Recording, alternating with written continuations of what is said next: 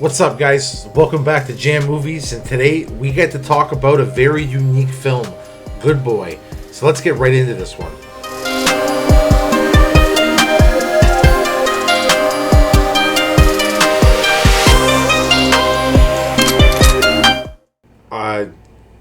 I'm actually curious to find out what you thought of this film, because I think I had mentioned a couple things to you of what I thought initially, but we didn't really discuss anything ahead of time on this film.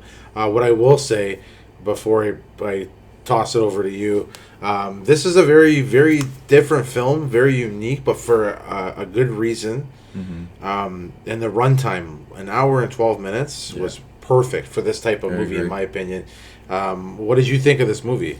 Like you said, it's unique. We'll point it out with everyone that's watched it already knows right off the bat or seen the trailer. It's the point of view.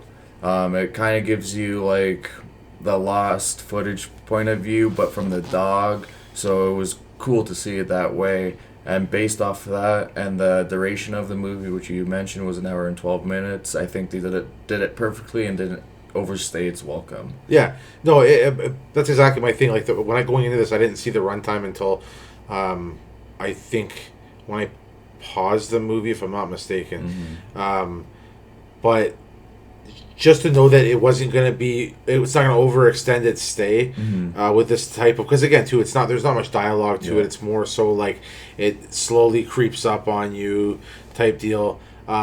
The dog did an amazing job, right? His owner, what was it? Todd, his name was in the movie. Shane Jensen. Yeah. He did an awesome role. Now I don't know if you noticed this in the movie, but do you really think that there was a paranormal presence, or do you think that was his sickness, maybe? And maybe death was coming to see Todd, kind of thing? Yes, I think it was something like a cancer thing. The dog, like, people say dogs can sense your emotions or if you get sick and stuff like that. So I think this wasn't a demon per se. It was like a cancer, and like you said, death was coming to get him, and the dog was protecting him, but the dog can only protect him for so long. No, I don't remember them saying, but I know they showed a little bit of the grandfather, and maybe he died in that cabin. Maybe it was his time to go. Maybe that's what he also seen. So maybe it wasn't a haunting the whole time. The grandpa, sorry, it was Larry Fezend. I can't say his name, but he was like in some of those videos where the grandpa was creepy, especially from the dog's point of view. Yeah, so that's why I figured maybe he also died from maybe a sickness in that in that place, and that's why, and then the dog obviously died because he died. Remember the dog, they found the dog bones, or maybe that dog died because obviously the owner's not there to take care of the dog, right? So there's so many possibilities. I mean, again, too, you could still look at it like maybe there was a paranormal presence. Either way, movie was really well done, really creative. The director, what was the director again? Ben Leonberg? Yeah, it's sorry, now that you mentioned him, the dog that was in the movie was actually his dog.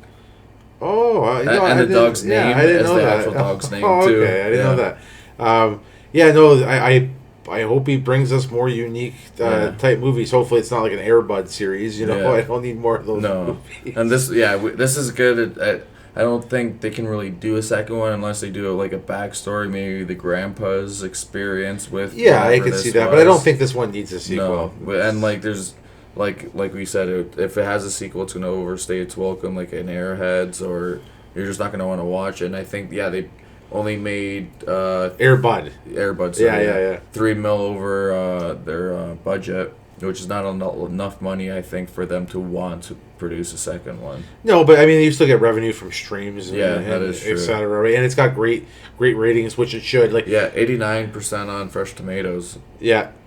So, and obviously, like we mentioned before, IDM gives them a lower rating, which was 6.5. You know what? I get to I find sometimes the critics are a little too, gung ho on these independent films. They're just giving everything an 89 if it's an independent film, right? And then you go and watch it, and I'm all for slow burners, but sometimes it's just a little too. For me, it was up until probably 45 minutes, so 30 minutes left in the movie where I started getting more edge on my seat. Yeah. That. It was good nonetheless, but it's not a movie that I'm going to be watching like more than once every couple of years. Yeah, I might maybe watch it a few more Yeah. times in my lifetime, right? It's one of those movies, but it was a nice experience. I will definitely say it. So on the jam meter, what are you giving it?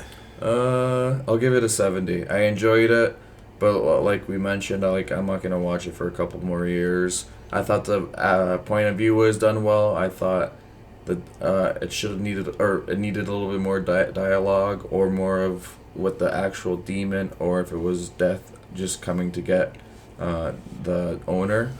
But 70, I think I said, was is the perfect rating for this. Yeah, you know what? I'll match you on the 70. I'm a little bit for different reasons, just because it's a horror movie, right? If I don't get my scares out of it, you know, usually I'm gonna drop